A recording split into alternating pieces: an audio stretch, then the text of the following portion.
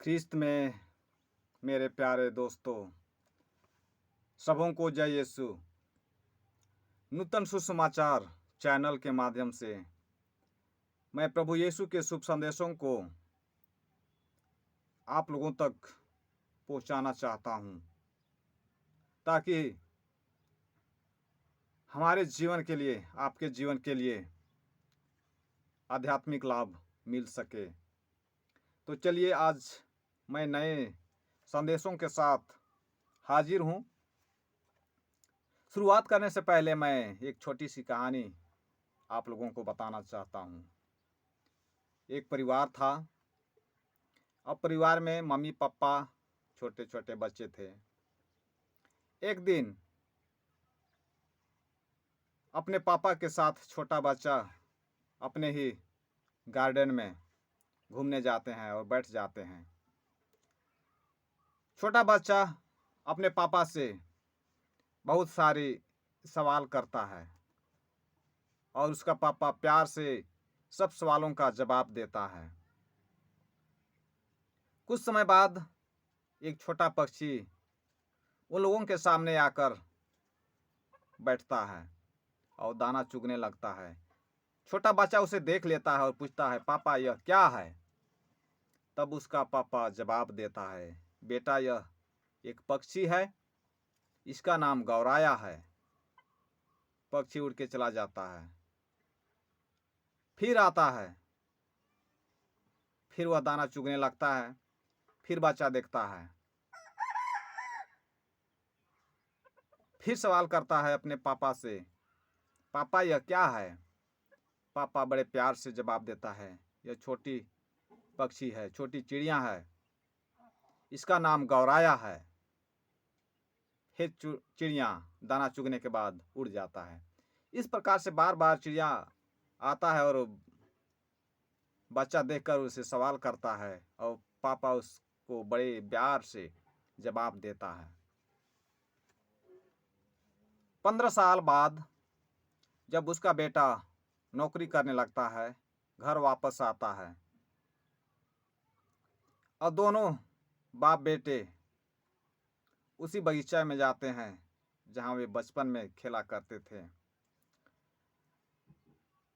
पापा बेटे साथ साथ बैठकर बातचीत कर रहे हैं। उसी समय में एक छोटी सी चिड़िया सामने आकर बैठ जाती है और दाना चुगने लगती है। पापा उसे देखकर सवाल करते हैं, बेटा यह क्या है? उसका बेटा जवाब देता है, पापा यह छोटी चिड़िया है, इसका नाम है गौराया। फिर कुछ देर बाद वह चिड़िया को देखकर पापा फिर पूछता है, बेटा यह क्या है? उसका बेटा थोड़ा गुस्से में जवाब देता है, यह चिड़िया है, गौराया चिड़िया। कुछ समय बाद फिर उसका पापा फिर पूछता है, बेटा यह क्या है? उसका बेटा गुस्से में होकर जवाब देता है, मैं बार बार बोले जा रहा हूं कि यह चिड़िया है, इसका नाम गौराया है, लेकिन आप एक ही सवाल को बार बार पूछ रहे हैं। बहरे के समान सुनाई नहीं देता कि मैं बार बार बता रहा हूं कि यह गौराया पक्षी है। पापा आह भरी सांस लेकर थोड़ा शांत हो जाता है और बेटा से कहता है, बेटा आज तुम बड़े हो गए हो, सियाने हो गए हो, मेरी बातें तुम्हें अच्छी नहीं लगती। जब तुम छोटे थे, 5 साल के थे और हम इसी बगीचा में बैठे थे और यही पक्षी तुम्हारे सामने आकर बैठती थी और तुम पूछते थे, पापा यह क्या है? न जाने तू कितने बार इस सवाल को मुझसे पूछा और मैंने प्यार से तुमको जवाब दिया, यह छोटी चिड़िया है, इसका नाम गौराया है। आज तुम बड़े हो गए, सियाने हो गए, मेरी आवाज़ तुम्हें अच्छी नहीं लगती। इस प्रकार से प्यार से वह पापा अपने बच्चे को, बेटे को समझाता है। ख्रिस्त में मेरे प्यारे दोस्तों, आज मैं आप लोगों को संदेश यही देना चाहता हूँ कि अब्बा पिता हमें प्यार करते हैं, लेकिन हम उनके प्यार को पहचान नहीं पाते। हम उनके प्यार से दूर भागते हैं। इसलिए तब हम अपने जीवन में हमारे स्वर्गीय पिता अब्बा पिता का प्यार को अनुभव नहीं करते। नबी ईसायास का ग्रंथ अध्याय 49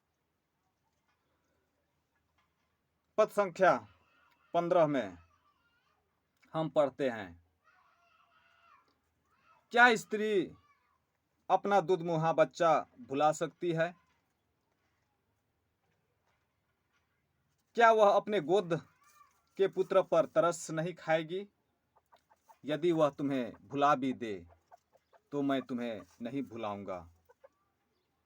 और ईसायास नबी के ग्रंथ में हम पढ़ते हैं अध्याय 54 पद संख्या 10 में, चाहे पहाड़ टल जाए और पहाड़ियां डामाडोल हो जाए, किंतु